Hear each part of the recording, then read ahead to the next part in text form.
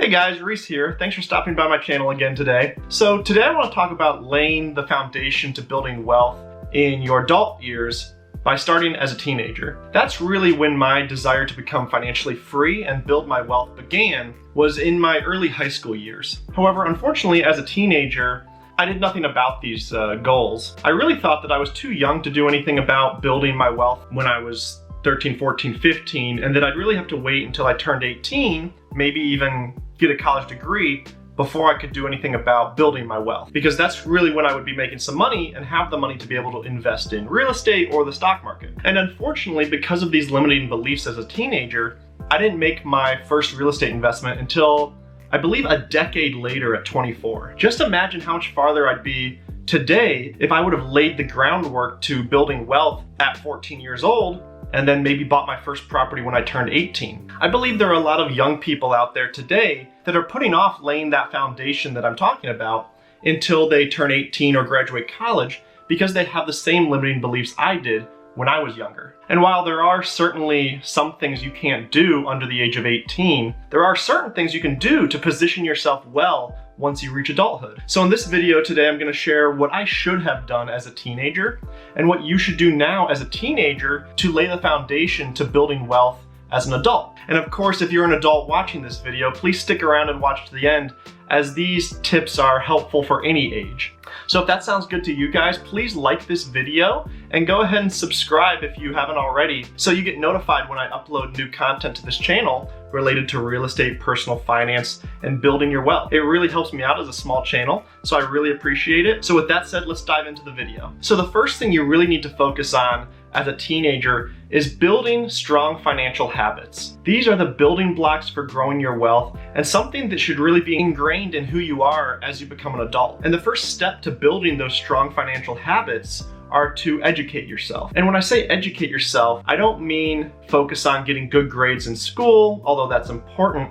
What I mean is focus on building your financial education by, one, reading books, because financial education, unfortunately, is something that's not really taught, or at least not taught well, in our education system today. And without this financial education, any money you make in the future won't last long, and you'll lose it just as fast as you made it. Just look at most lottery winners, unfortunately. I'm gonna go ahead and throw a list of some of my favorite books up on the screen here that you guys are more than welcome to start off with. However, like I said, this is really just a starting point, and I try to read about one book a month, and that's actually on the low end of how much successful people read. And because I find it hard to find time to read books on a consistent basis, I use Audible. I listen to audiobooks, and that way I can listen to books on the way to meetings, or if I go for a walk in the afternoon, I'll plug in the headphones and listen to an audiobook. Education and self-improvement, however, are not just something you should be working on as a teenager, but it's something you need to continually renew and work on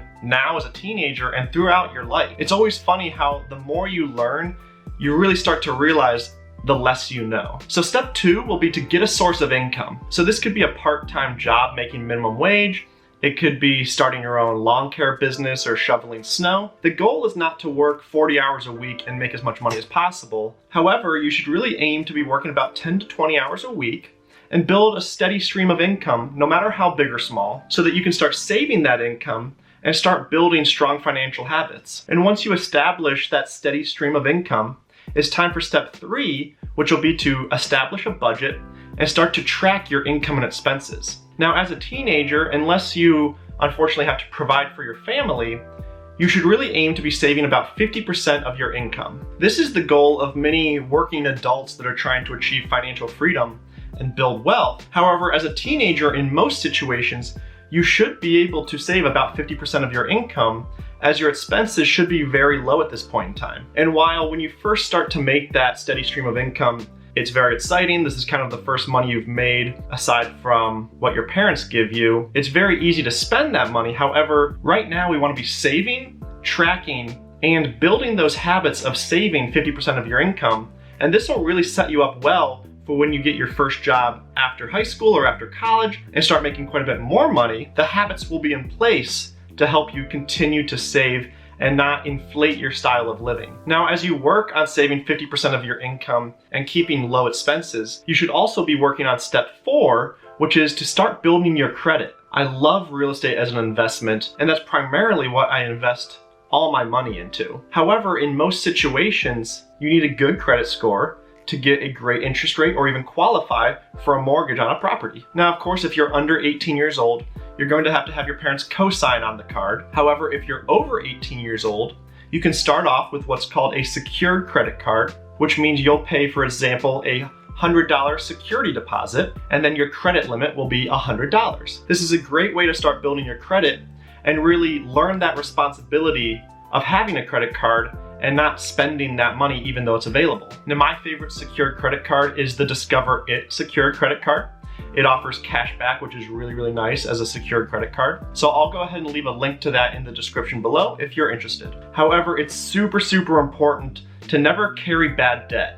Credit cards have a very high interest rate. You should never be carrying a balance month over month. You should be putting a very small amount on these credit cards, buying things you would have only bought anyway, and then paying off that debt every single month. This is extremely important because we want to be building this credit score, and if you start missing payments, carrying debt, you're going to ruin any credit score you have, as well as waste money on interest. Now, step 5 will be to open a Roth IRA. Now, I'm not a huge fan of the stock market, but as a teenager, a Roth IRA is really like free money. And the nice thing is, most lenders will count a certain percentage of retirement accounts towards reserves needed for a rental property, for the mortgage of a rental property. And I say a Roth IRA for a teenager is pretty much free money because contributions to a Roth IRA are taxed before you contribute. But the tax rate on earned income, when you're not making that much money to begin with, is pretty dang low as a teenager. And then by 59 and a half years old, that money you contributed and the gains on that money are tax-free. However, one thing to note with a Roth IRA is that contributions to this account need to be made with earned income that shows up on your tax return. And so the income you earn from your job must be reported on your taxes in order to contribute it to your Roth IRA. And then one other thing to consider if you're under 18 is that your parents will have to co-sign on this Roth IRA account, which will create what's called a custodial account. However, when you turn 18, that custodial account automatically turns into a normal Roth IRA for the named beneficiary, which is you. Now, when it comes to investing in your Roth IRA or in the stock market in general, it's extremely important to just buy and hold. It is well known, and there's a lot of research behind it, that buying and holding outperforms trying to time the market. And so what you'll want to do is invest your money on a consistent basis, maybe $100 a week or $100 a month, but something consistently, and invest it into index funds or some specific stocks that you're educated on. And that consistency is key. And so what you really should do is set up some form of auto deposit into your Roth IRA account on a weekly or a monthly basis, and then invest that money. And that way your contributions to this account are automatic, and you maintain your consistency through your teenage years and then throughout adulthood. Now, in addition to building those strong financial habits, your teenage years are really the best time to take risk, try a lot of things, and really learn what you want to do with your life. Unfortunately, I really didn't put too much thought into what I wanted to do when I was in high school. My father's a computer engineer. He makes pretty good money, and I saw that and I determined I'm gonna become a computer engineer. And that was all the thought I put into it. And so I spent 4.5 years in college, graduated, got a job, and 2 years into that job, realized I don't like computer engineering.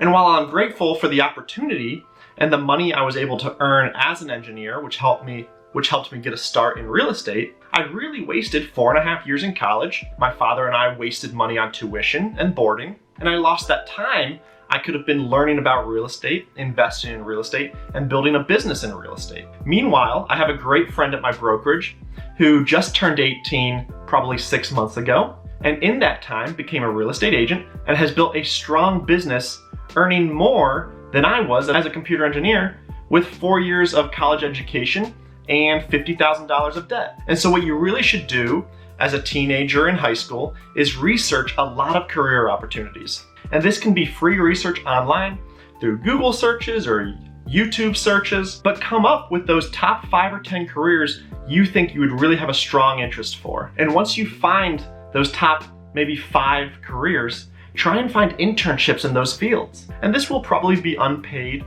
or you'll be paid very little. However, it's this experience in the industry that is vital, especially as a young age, so that you don't spend too much time in a career that you'll end up disliking 5 years down the road. And now when you do choose whichever career you want to follow, you really need to ask yourself and do research, does this career require a college degree? Or can I go through some sort of certification program or 12-week course or apprenticeship that will allow me to excel in this career without a degree? This would save you a lot of money and a lot of time, and this unfortunately is a step that most high school students don't even think about because it's kind of ingrained in your mind by the time you turn a junior or senior in high school that it's time to start applying to colleges. Now, another thing to do as a teenager is to try and fail at just a lot of things. Whatever you do, you don't need to follow a strict path. The time to try things, fail, maybe even lose some money is now when you're young, and for the most case, nobody's really relying on you as a teenager. As you get older and expenses start to pile up, maybe you get married and have a couple kids, your tolerance for risk continually declines because now you have people that rely on you and rely on a steady source of income. And so starting a business now will be a lot more stressful, and you'll have a much higher risk for tolerance and be able to handle a failure. Whereas if you start a business after you have a wife or husband and 2 kids, your tolerance for risk is going to be much lower. And finally, as a real estate agent, shocker, I recommend you buy a 2 to 4 unit property as soon as you turn 18. Your parents can co-sign a mortgage for an FHA or a low down payment conventional loan, making it possible for you to buy a $200,000 property with maybe a $10,000 down payment and another $5,000 for reserves and closing costs. And therefore, you can be in a duplex for $15,000, rent out one side and live on the other, and maybe if you want to make some more money, rent out individual bedrooms on your side as well. You're now able to live essentially for free, maybe still collect a little cash flow.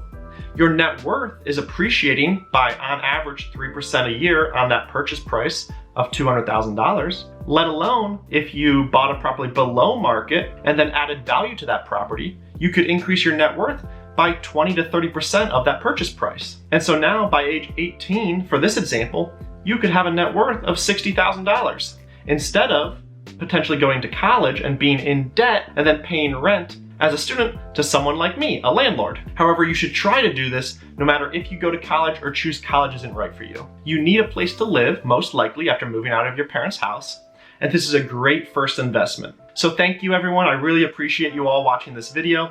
I hope this information can be helpful and help set you on the right path to building a strong financial base and creating these habits that'll help you grow your wealth for years to come. If you haven't already, guys, please like this video and go ahead and subscribe to my channel. It really helps me out a lot, and I'll be bringing new content to this channel every Monday and Thursday at 11:15 a.m. Eastern Standard Time, all around real estate, personal finance, financial freedom, and growing your wealth. So thanks again, guys, and best of luck on your financial journey.